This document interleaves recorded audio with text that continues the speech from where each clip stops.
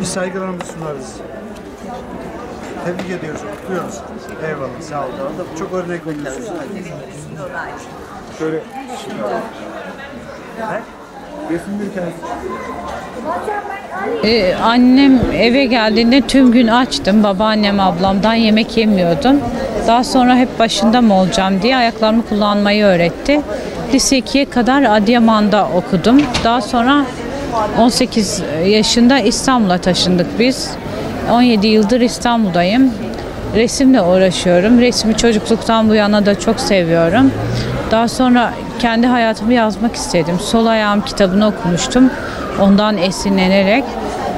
Şimdi de tekvando ile ilgileniyorum. Hatta tekvandoda dünya ikincisi oldum.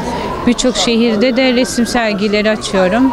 Böyle ailelerin biraz daha engelli çocuklarına toplumun içine atması, daha özgüvenli olması ve yani engellerin de üretken olup toplumla kendini ayırt etmemelerini isterim. Böyle. Yani yüzlerce resim yaptım. Çok sayısını bilmiyorum. Ama birçok ilde sergiler açtım. Resim yapmadım. Yani eğitim aldım 6-7 ay falan. Özel ders aldım.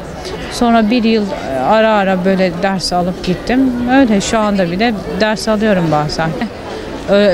Gençlerimiz telefon ya da bilgisayar üzerinde çok yoğunlaşacağına günde 1 saatini de kitap okumaya ayırsalar bence çok zeki insanlar olurlar.